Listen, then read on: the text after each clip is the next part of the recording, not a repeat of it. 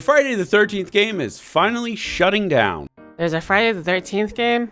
Yes, well, two of them. One's a cute puzzle game, and anyway, the license for the series will expire on December 31st, 2023, and the day that hits, the game will no longer be available for purchase. Well, because of this, the devs have lowered the price to $4.99 and all the DLC to 99 cents each. They'll also keep the servers up until December 2024, so people can still play it, so that's cool. Hi, it's NecroNews. We do gaming here. Subscribe to us.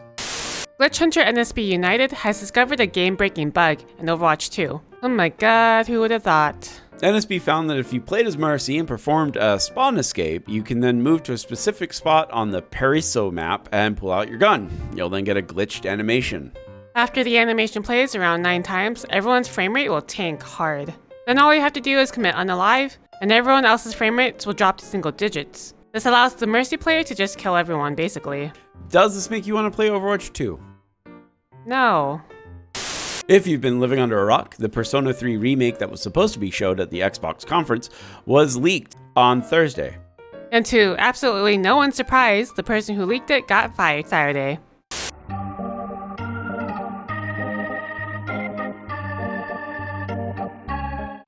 The grandfather of all D&D styled RPGs, Wizardry, is coming back with a whole new coat of paint. As an NFT game. The IP owner, Dreecom, has stated that the game will become a blockchain game called Eternal Crypt, Wizardry BC. That's a fitting name. The press release of the game had the following quote: "One of our missions for this project is to solve the current problems with tokenomics." As that's a word now. Word life. This is basic Tokenomics. In blockchain games and to achieve sustainable tokenomics. So yeah. Minecraft's modding scene has been in the middle of a massive virus attack as the sophisticated malware Fracturizer has been discovered. What's particularly scary about the virus is that it infects all .jar files silently. That's the type of file that Minecraft mods use. So, if a modder obtained an infected .jar file, then all of his jars were now infected, and if he was to upload a new version of his Minecraft mod, then anyone who downloads it also has all of their mods infected. The good news is that the modders believe that the infected mods have been removed from most public mod packs, so the virus is under control, kind of. There is still some worry that now that mod uploads are turned back on, there could still easily be a copycat virus spread around. So for now, it's best to check your files.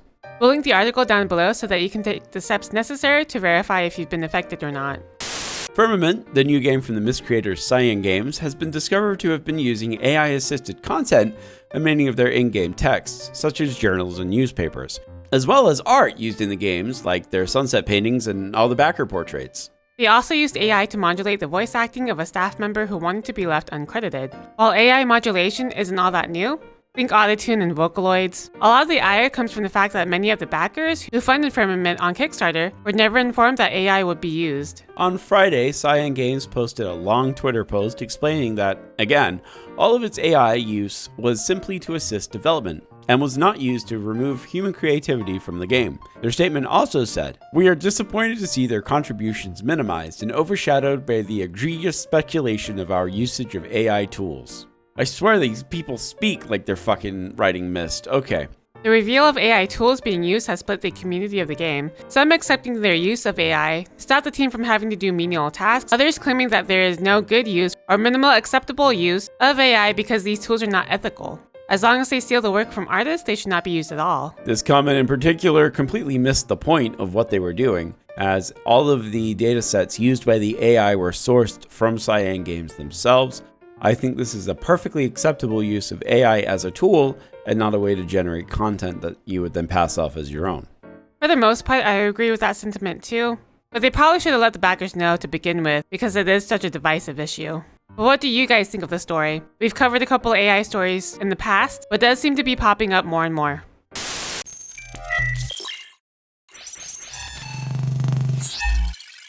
This shit doesn't stop. It is endless E3 and I hate it, and we want E3 back. Here's the new schedule. Capcom and Grasshopper Studios have been added. There's probably going to be a Nintendo one at the end of the month. Anyway, this week was packed with tons of announcements, and while we streamed most of the conferences, we didn't stream all of them. First, there was the Apple showcase, with Apple releasing their VR headset for $3,500. After that, we had the Gorilla Collector Show, which had a whole slew of indie games, and there were over 60 announcements. Because of the sheer amount of games that were announced, we'll make sure to link a list to everything that was released, but we'll highlight a few of them that we thought were worth looking into. Forgotlings is a sequel to the fantastic Forgotten Anne game, and looks to be more gameplay oriented than the first game. Europa looked like it could be a decent puzzle platformer, with a similar setting to Ghibli's Laputa in the Sky. Anton Blast looks really good, reminds me a lot of like Wario World, and I just really can't wait to play it. Nocturno looks like it could be another interesting Metroidvania that takes place mostly in the dark, and it has a lot of male grunting I noticed in the trailer. Finally for me is a game I think Ellie and I will both like. It's called Death Trip Double Blind. It has a fantastic circus-based aesthetic, and I do love me a good murder mystery. And here's everything else that was announced. There's a lot of them, so they're going by pretty fast. So feel free to pause the video if you want. There's so much shovelware. Anyway, up next, the Summer Game Fest. And there was a lot of games there too, but nothing that really caught our eye. There was the gameplay of Alan Wake 2, and a Sandland game that was produced by Bandai Namco. There was also Palworld, which Booster is super excited for, and the new Prince of Persia game. I don't think it looked like Prince of Persia. Ellie seemed to think it did look like Prince of Persia. I don't know. Gameplay-wise, it looked like Prince of Persia, but I've never played it, so I don't know, I don't care. Well, okay. Well, there was the demo release for Lies of P, which I think Ellie would like quite a lot.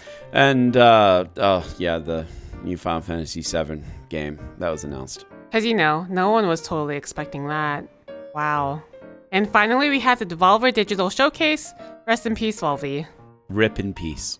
There was that game Wizard with a Gun, which looks like Don't Starve, but with wizards. And guns. And that's everything, at least as far as the recording goes. It's Saturday, so Xbox hasn't happened, and we're still working on most of the Wholesome Game Showcase and OTK and the Future of Games. There was nothing at Future of Games, actually. There was nothing there. And with all of that said, here are the games that are coming out next week. We're too tired to play games. Save us. Please. We're never doing this again. Content creation is suffering. Anyway, here's the schedule for next week. We stream on Twitch, we stream on YouTube, you guys know this. And if you don't know this, follow us and subscribe to us. Also next week, we'll finally do that movie stream over on Twitch. We'll watch a terrible movie together. It's gonna be great. And that wraps it up for this week. Let us know what you guys thought about this week's stories. And which of the new announcements are you guys looking forward to? Well, let us know in the comments below. We'd love to hear your thoughts. Until next time, everybody. Goodbye. Goodbye.